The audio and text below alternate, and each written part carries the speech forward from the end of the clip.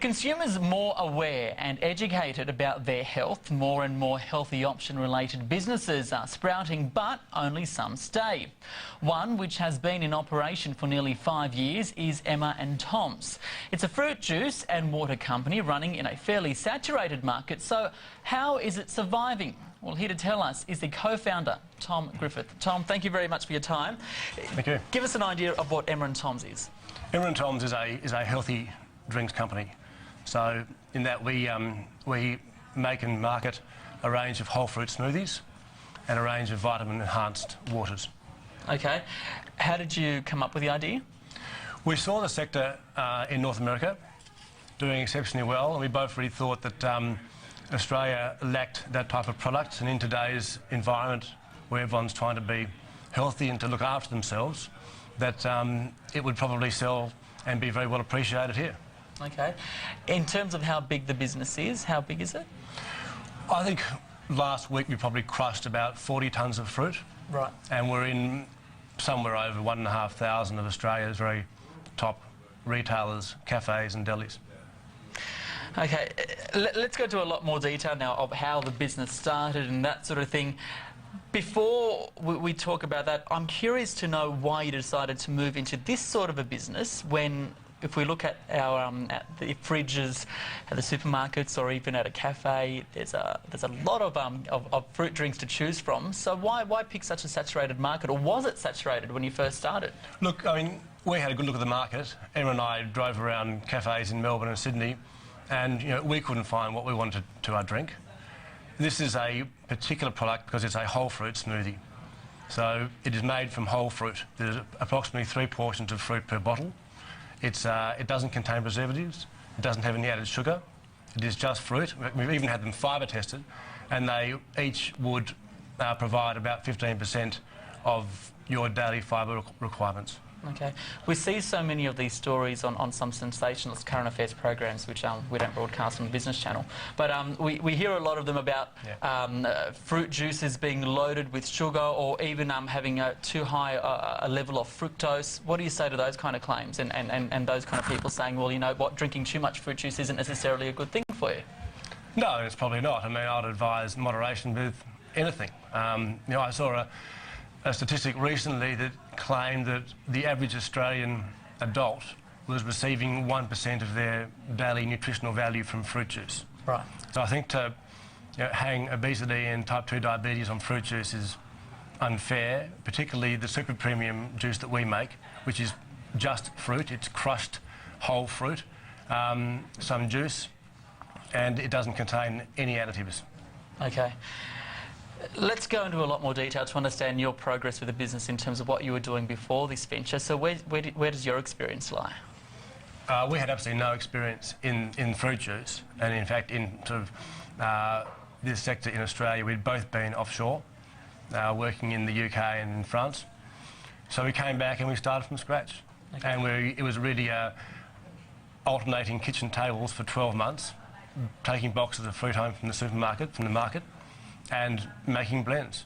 Then, of course, you've got to go and get a bottle made and find people who believe your story and back you, having, once again, no formal experience and no customers to sell it to. So what kind of work were you involved at overseas? I was primarily corporate finance and did a few CFO roles. Mm-hmm. I'd done a UK-based startup. As had Emma, she had done a UK-based startup. What kind of a startup did you do? Mine was a cross-channel media and business services venture. Okay, so very different to fruit juices. Yeah, quite different. And Emma had been working for the LEK partnership and doing a construction industry portal backed by Pilkington. So it's quite diverse. Now, you've mentioned Emma a number of times, and we haven't even really mentioned who Emma is just yet. So Emma's your co-founder and co-business partner? Correct. How did the two of you get together? I've known Emma for a long time. We actually met having swimming lessons when we were about 12 years old, and had stayed in touch. We were in a similar peer group, and I thought her experience, particularly in manufacturing, because she had had some time as a commodities trader and at Uncle Ben's. So she had had a good founding with the Mars Group, who are obviously very solid. And it's almost meant to be, because the two of you were also overseas at the same time in the UK. Yeah, quite true. We used to hook up every now and again and have dinner and to discuss how we were faring, and I suppose When we you both... say hook up, you mean in a business sense? Quite precisely, over a meal. And we both wanted to do our own thing. I think once you've done a start-up or work for yourself, you become virtually unemployable. So given that you have to really fend for yourself, and we both wanted to do our own thing, I suppose both for the challenge and for the independence and to build something. I guess for any business out there that are seeking partnerships or thinking of getting involved with a partner, how do you know that you had the right fit with Emma?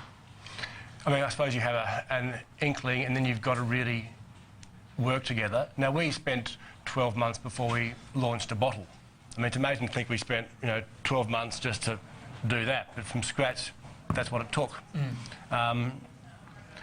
So you have time, I suppose, to get a sense. At some point in that 12 months, you've got to say, well, we're going to go live and put some money down and actually work towards a launch, which we did. And look, it's like a marriage. You've got to really be, I suppose, it's a relationship based upon, I suppose, trust and respect and shared values. I mean, we both want to do the same thing. In terms of the partnership structure in a business, what do you think are the biggest challenges? I think holding the line, particularly. I think you've got to have a strategy or an aim and then continually work to fulfilling that. If you get sidetracked by immaterial diversions, you'll burn time and money in doing so. Okay. So I think, once again, stick to the knitting, keep the main thing the main thing. And when you both have got partners, so you've got life outside of work, and then you've got this partnership happening inside a business, how do you keep all of that in balance? I mean, in many ways, it's very flexible. I mean, Emma and I worked on Saturday for 7 hours, and then yesterday I was at home, helping out at home with a newborn child. So, and she's very good that way, and we both try to let things evolve around our greater life. Okay. Let's now go into more detail about how the business was started. So you came up with the idea, you saw there was a niche market here for it. How did you fund the business? The business is self-funded, and obviously it's quite a fast cash turn. You make juice on a Monday, you've invoiced it by Friday, and we, I suppose, spent our 12 months establishing these relationships with solid and reliable manufacturers, fruit sourcing agents, distributors, and we now spend our time making sure that that meshes together and operates as one. So whilst we don't own any assets, we sit over the process to make sure that the product is very much what it should be. Where do you guys operate from in terms of HQ? We have an office in Paran, in Melbourne, but I'm interstate very regularly. We have colleagues in Brisbane and Sydney and Melbourne, and we have very close relationships with our distributors in the other states. Okay. Plenty more to talk about, including what's actually in your product range and also growing the business in terms of offering different products. We will talk about that after the break. You're watching In Business. Stay with us. Tom, let's now decide, let's talk about rather what's in your range at the moment. We'll talk about the fruit juices first because they came first. How did you decide which flavours or which fruits you'll use? We literally sat down in a kitchen with a Vitamizer, a mixer, and made up concoctions. Right. Now, we've got 7 in the range, and all of our blends of fruit smoothie have a nutritional benefit or function as well. So, for example, this Extreme C contains acerola berry and rosehip that are both acknowledged to be very, very high sources, natural sources of vitamin C.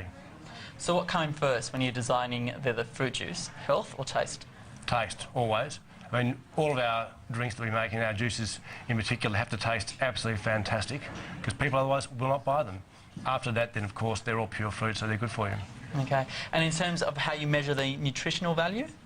Oh, we get them tested by food standards and food laboratories specialists. So all the information on it, we obviously are very secure about. Okay. Where do you source the ingredients from, and where and how are they produced? Everything is sourced in Australia where it can be. For example, we found a very, very good mango grower up in far north Queensland. So all our mangoes come from that one farm, and he actually grows them and crushes them. So all the fruit's Australian-based. In some cases, for example, like passion fruit or guava, where there is no Australian industry, it's imported. Okay.